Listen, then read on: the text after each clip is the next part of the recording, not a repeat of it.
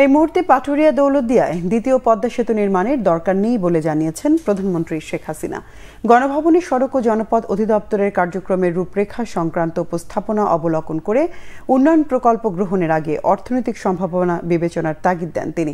এ সময় অহেতুক অপচয় না করে সড়ক ও সেতু বিভাগের মধ্যে সমন্বয় করে কাজ করার নির্দেশ দেন প্রধানমন্ত্রী। রিপোর্ট সৈয়দ আব্দুল মুহিতের। ঢাকা শহরের যানজট কমিয়ে গাড়ির গতি বাড়াতে প্রায় ৯০ কিলোমিটার বৃত্তাকার সড়ক নির্মাণ প্রকল্প হাতে নেয় সরকার। ঢাকার ১৩ মুখ থেকে আবদুল্লাপুর হয়ে গাবতলী বাবুবাজার দিয়ে ডেমরা পর্যন্ত সড়ক পথের কাজ বাস্তবায়ন করবে সড়ক ও জনপথ অধিদপ্তর।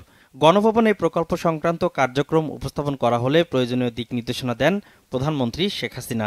এ সময় ইনার সার্কুলার রোডের পরিবর্তে আউটার সার্কুলার রোডের উপর জোর দেন তিনি। ইনার সার্কুলার, তারপরে আউটার সার্কুলার, এত সার্কুলারের কি খুব বেশি একটা প্রয়োজন আছে নাকি আমাদের? কারণ ইতিমধ্যে অনেকগুলি সংযোগ কিন্তু হয়ে গেছে। সেখানে আমাদের কোনো কোনো জায়গা আছে যে সামান্য একটুখানি যোগ করে দিলেই কিন্তু যোগাযোগটা হয়ে যায়। তো ওটা আগে আপনাদের খোঁজ করে বের করতে হবে। তবে আউটার সার্কুলারের যে জিনিসটা এসছে আমার মনে হয় এটা খুবই ভালো হবে।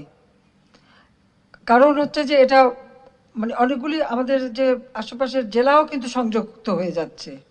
দ্বিতীয় পদ্মা সেতু সহ নতুন প্রকল্প নেয়ার ক্ষেত্রে আরও সতর্ক হওয়ার পরামর্শ দিয়ে সরকার প্রধান বলেন, বিদেশি ঋণ নেয়ার ক্ষেত্রেও তা পরিশোধের সক্ষমতা বিবেচনায় নিতে হবে। কতটুকু দেশের মানুষের উন্নতি হবে, কতটুকু দেশের মানুষের কল্যাণে কাজে লাগবে, এই হিসাবটা, এই বিবেচনাটা কিন্তু আগে নিতে হবে। প্রত্যেকটা প্রকল্প এতদিন যেমন অবকাঠামো উন্নয়নে আমরা খুব দ্রুত কিছু কাজ করেছি, যার সুফলটা মানুষ পাচ্ছে।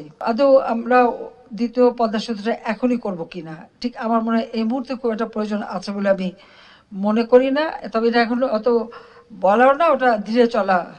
পরনির্ভরশীলতা কমিয়ে যেন নিজেদের সক্ষমতা বাড়ে, সরকার সেভাবে দেশের উন্নয়ন পরিকল্পনা বাস্তবায়ন করছে বলেও জানান প্রধানমন্ত্রী শেখ হাসিনা। সৈয়দ আব্দুল মুহিত, বাংলা ভিশন, ঢাকা।